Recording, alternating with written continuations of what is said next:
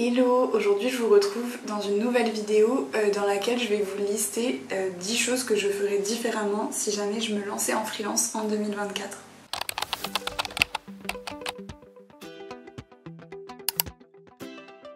Je crois que j'ai eu l'idée de cette vidéo en regardant la chaîne d'une youtubeuse américaine qui est une créatrice de figurines en argile. Bref, elle a fait une vidéo de ce style là et du coup je crois que ça m'a fait m'interroger sur moi quelles seraient les choses que je ferais différemment. Et je pensais que j'allais pas trouver beaucoup de points et au final j'en ai quand même 10, j'en ai même 11, c'est beaucoup je trouve. Et du coup voilà, je vais vous les partager dans la vidéo d'aujourd'hui. Avant de commencer, rapidement, si on ne se connaît pas, moi c'est Amélie, je suis graphiste indépendante au Pays Basque depuis 4 ans et j'ai créé du coup en 2020 mon entreprise que j'ai appelée l'agence Hilargia. Cette chaîne YouTube je l'ai créée en juin 2023 pour y partager du contenu sur le graphisme, sur le monde du freelance et sur du coup mon quotidien de graphiste en freelance. J'espère que les vidéos que je partage sur cette chaîne vous plaisent et si c'est le cas, pensez à vous abonner pour ne pas louper les prochaines vidéos qui sortiront.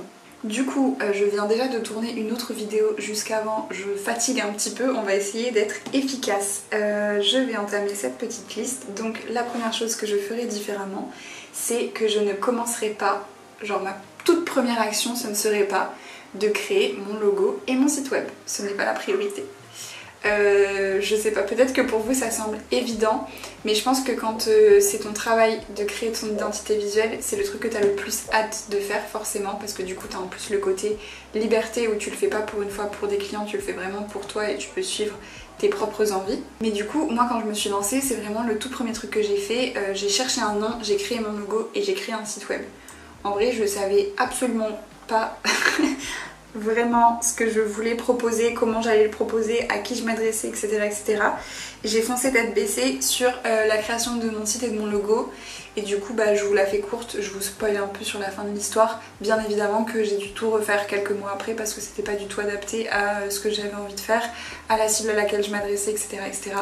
Donc on retient qu'on travaille d'abord sur les bases de son entreprise et ensuite on s'occupe de toute cette partie esthétique qui découle du début mais on ne peut pas commencer par ça.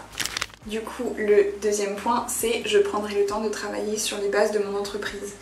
Aujourd'hui c'est un travail que j'ai essayé de faire plusieurs fois et je pense qu'en soi je l'ai fait, mais juste j'ai du mal à me dire que c'est vraiment très solide comme socle sur lequel mon entreprise est construite.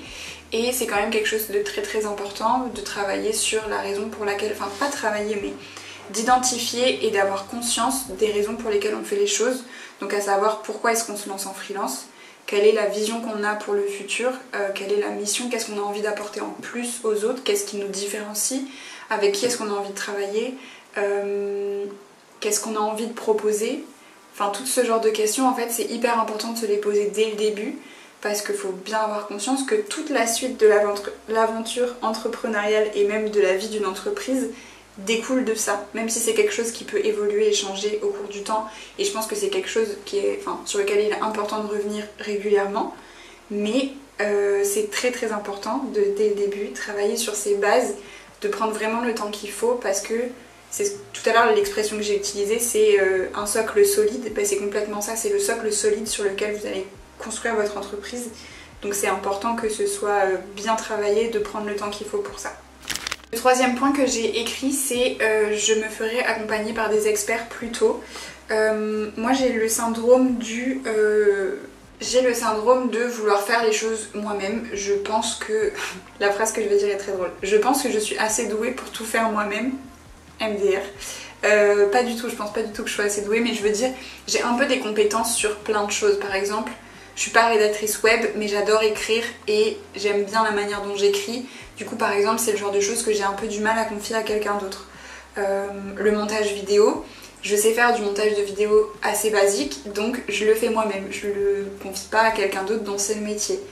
Le site web, la même chose. Enfin en vrai on peut aller là-dessus sur beaucoup de choses, mais je me suis rendu compte au bout d'un moment que laisser des experts faire à notre place ou demander des avis, des coachings, etc. auprès de gens qui sont plus avancés que nous, c'est vraiment un énorme gain de temps et un gain en efficacité aussi.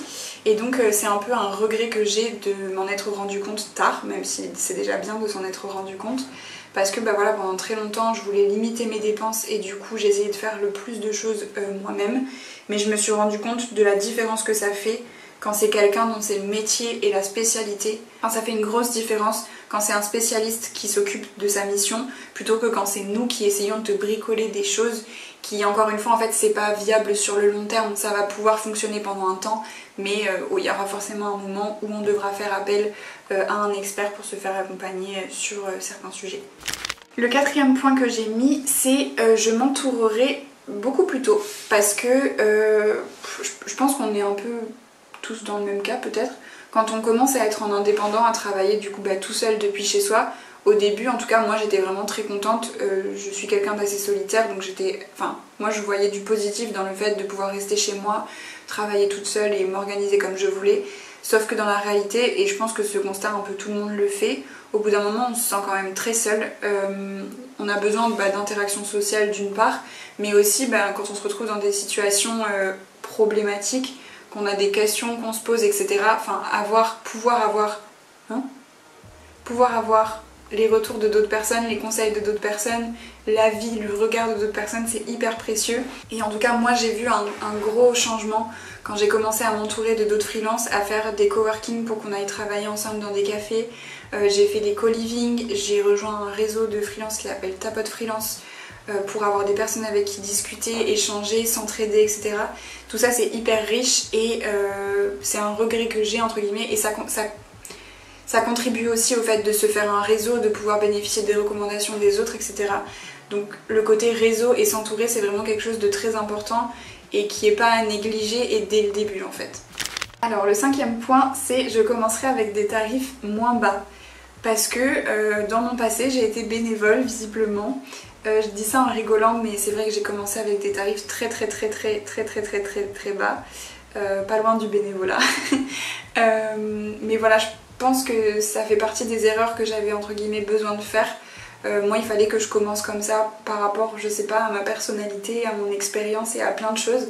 C'est pas le cas de tout le monde, je sais qu'il y a des gens qui arrivent à se lancer en ayant déjà des tarifs qui sont des tarifs normaux. Mais moi, par mon manque de confiance, mon manque d'expérience, le fait que j'avais pas de diplôme, etc., j'étais pas en mesure à cette époque-là de proposer des tarifs qui soient acceptables. Donc c'est un regret et en même temps, je sais que j'aurais difficilement pu faire les choses différemment. Du coup, ce que j'aurais fait différemment, je l'ai écrit, j'aurais commencé avec des tarifs moins bas, mais je sais que j'aurais jamais pu commencer avec les tarifs que j'ai actuellement. Juste moins bas pour au moins pouvoir en vivre un peu plus décemment que ce que c'était quand je me suis lancée. Alors le sixième point, j'ai écrit je m'éparpillerai moins. Bah oui, ça c'est vraiment une histoire de toute ma vie. Moi j'ai toujours envie de courir 1000 projets à la fois, j'ai 1000 idées à la fois, etc. Et du coup c'est assez difficile pour moi de rester centrée sur le lancement par exemple d'une seule offre, le développement d'un seul projet, l'aboutissement d'une seule idée, c'est assez difficile. Mais en même temps c'est contre-productif parce que à vouloir tout faire en même temps, on fait rien du tout. Donc avec le recul, c'est encore le cas aujourd'hui techniquement, je m'éparpillerai moins, j'essaierai de plus me concentrer sur une seule action à la fois pour bien la mener du point A au point Z et éviter de trop perdre de temps à essayer de faire des choses mais de jamais vraiment aller au bout. Alors le septième point, j'aurais lâché mon job salarié plus tôt. Alors pour donner un peu de contexte, quand je me suis lancée, je n'avais pas de droit au chômage, donc ce que j'ai fait pour m'assurer de l'argent pour vivre, c'est que j'avais 2 boulots dans 2 boutiques de vêtements à côté de chez moi. Un contrat pour tous les dimanches et un contrat pour les vendredis après-midi et les samedis. Celui du dimanche, je l'ai gardé je crois 8 mois et celui du samedi, je l'ai gardé 1 an et demi je crois, quelque chose comme ça. Parce que j'ai lâché le premier et du coup j'avais un petit peu moins de revenus mais c'était quand même un bon complément pour mon freelance. En fait moi j'ai fait ça dans le but d'avoir une certaine sérénité financière et du coup moins me stresser, moins me mettre la pression par rapport aux revenus que j'avais besoin d'avoir en freelance dès le début. Et ça pour le coup je pense que c'était quand même une très bonne chose. Mais en fait il y a eu plusieurs fois au cours de l'année et demie que j'ai passé dans mon deuxième contrat salarié où je me disais là je pourrais essayer de partir parce que j'ai pas mal de clients, je pourrais le tenter, etc. Et je me dégonflais à la dernière minute en me disant que j'allais pas y arriver, etc. Et donc bon, je vais pas rentrer dans le détail de l'histoire, mais l'élément déclencheur qui m'a fait quitter mon job salarié, ça a été que j'ai passé un entretien d'embauche dans une imprimerie qui s'est très très mal passé et qui m'a donné une niaque de folie, c'est-à-dire, pour donner, parce que je pense que c'est pas très compréhensible, le mec de l'entretien m'a dit mot pour mot que mon entreprise n'avait aucun avenir, que je n'allais pas y arriver et que j'allais regretter de ne pas prendre le CDI dans son imprimerie. Ça m'a mis les nerfs. Ça m'a mis les nerfs et ça m'a fait me dire ok, ce mec là il croit que tu vas pas y arriver et t'inquiète que tu vas y arriver et tu vas tout mettre en œuvre pour y arriver. Et du coup je me rendais compte qu'à ce moment là le fait de travailler les samedis et les vendredis et parfois même un peu plus dans mon job salarié, ça me prenait beaucoup de temps, beaucoup d'énergie et ça m'empêchait en fait de passer cette espèce de step supplémentaire pour développer mon entreprise. Et du coup j'ai décidé de quitter mon salariat, sachant qu'à ce moment-là j'avais pas assez de revenus en freelance pour en vivre vraiment bien. Mais j'ai pris le risque. Je me suis dit tu tentes, si tu n'y arrives pas, tu feras de l'intérim, tu reprendras un contrat en salariat en mi-temps comme ce que tu avais. Et voilà, tu tentes, tu sais pas si tu vas y arriver, mais peut-être que tu y arriveras. Si c'est le cas, tant mieux, mais au moins tu auras essayé.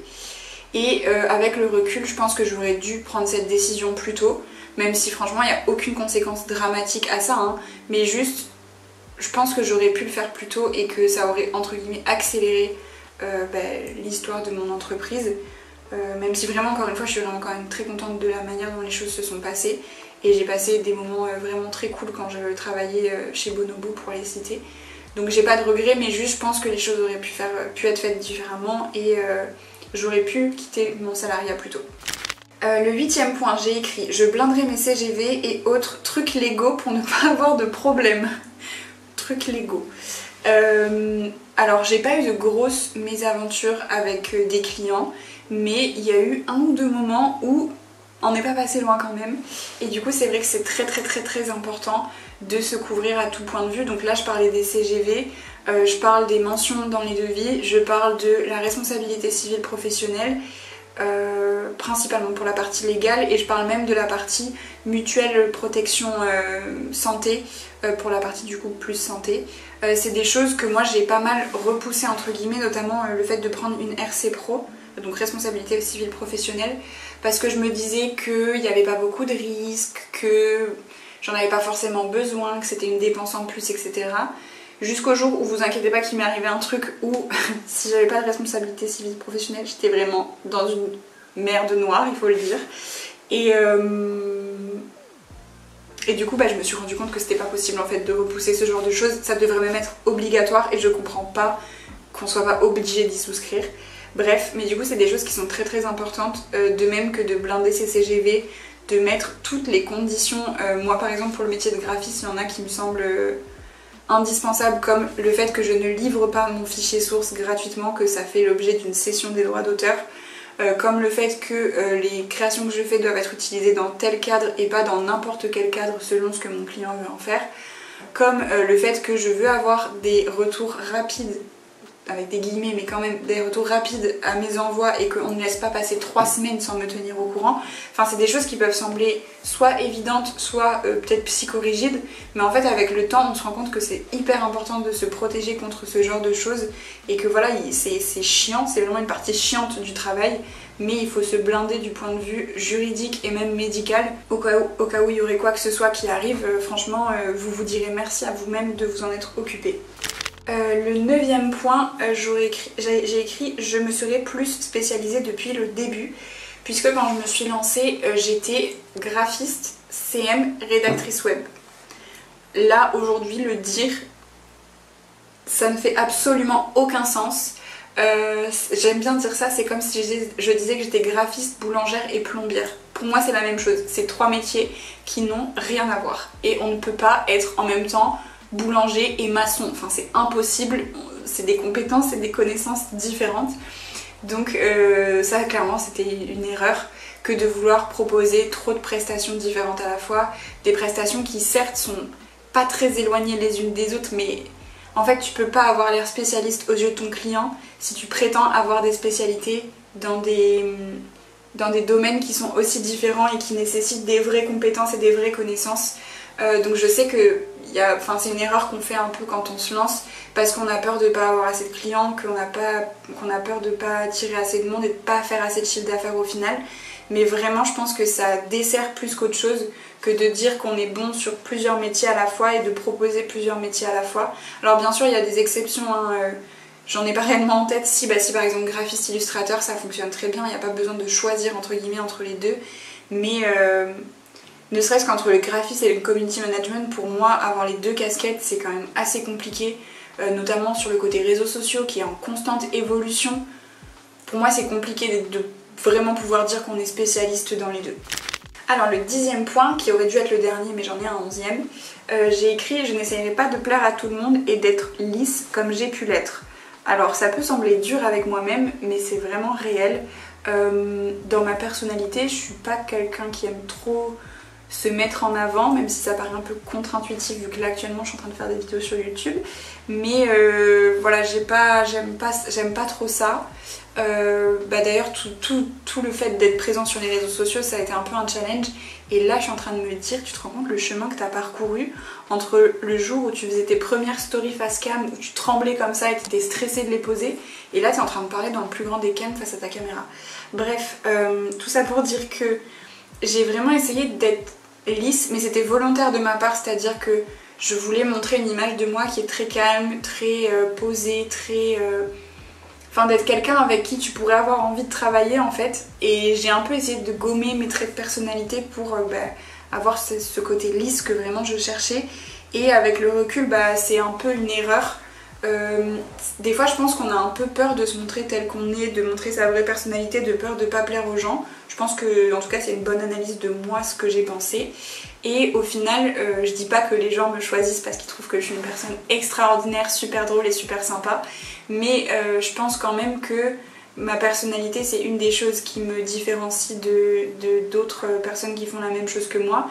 Il n'y a pas que ça, il y a bien sûr mon travail, ma manière de travailler, ma manière de communiquer et peut-être d'autres choses dont j'ai même pas conscience.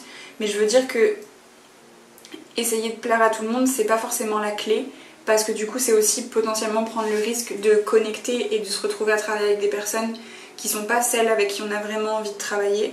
Et du coup je sais que c'est dur, enfin c'est facile à dire et dur à faire, mais être soi-même c'est ce qui permet de... Enfin vraiment c'est bullshit comme conseil, je suis désolée, enfin bullshit dans le sens c'est ce qu'on entend partout, mais être soi-même c'est ce qui permet le plus de...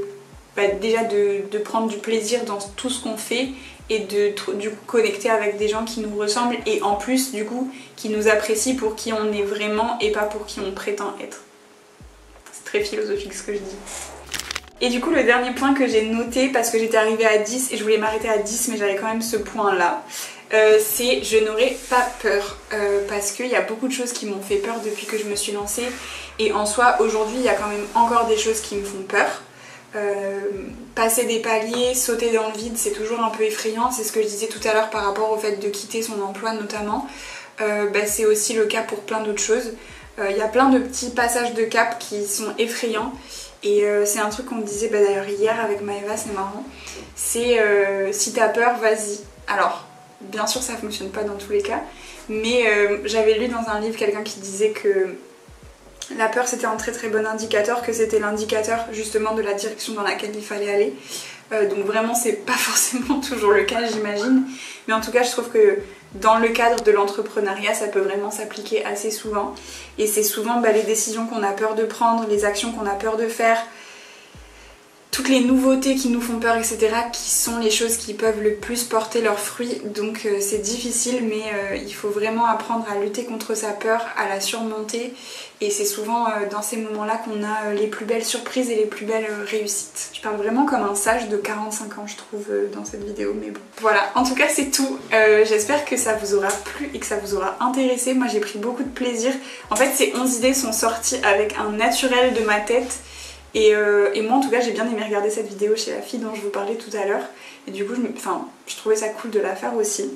J'espère que cette vidéo vous aidera, que vous soyez déjà lancé ou que vous ayez pour projet de vous lancer. Je me dis que c'est des choses que j'aurais bien aimé qu'on me dise avant que je me lance.